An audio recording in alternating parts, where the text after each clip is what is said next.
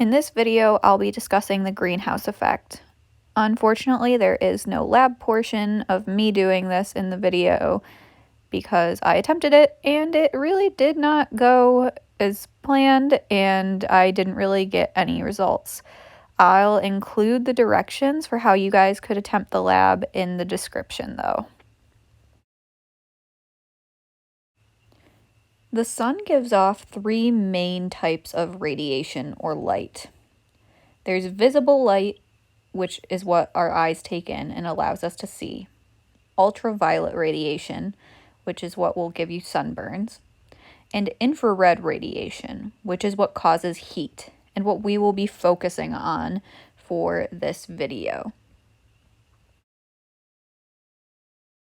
In this picture, the black arrows represent visible light, while the red arrows represent infrared radiation. In a greenhouse, infrared radiation from the sun is actually blocked by the plastic or other materials that make up the greenhouse walls. However, visible light still passes through. This light is what fuels the plants to make their own food through photosynthesis. And through that process, the plants also generate heat or infrared radiation. That heat is then trapped inside. Because infrared radiation is heat energy, the temperature increases, and that's what keeps greenhouses so warm. Some greenhouses actually have to have AC or cooling systems installed in order to keep the temperature from rising too high. I attempted to model this effect by putting a thermometer on a sunny windowsill and another thermometer in a jar right next to it.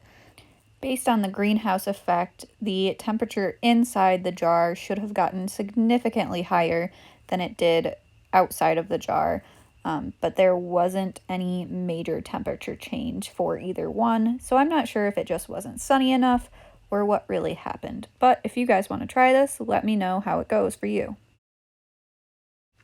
You may have heard of greenhouse gases, and those work based on the greenhouse effect and contribute to global warming. The greenhouse gases, like carbon dioxide, water vapor, and methane, to name a few, act like those walls of a greenhouse. They trap the infrared radiation generated on Earth close to Earth's surface and increase the global temperature over time. Significant increases to global temperatures, which can be as small as fractions of a degree, are what are contributing to global climate change.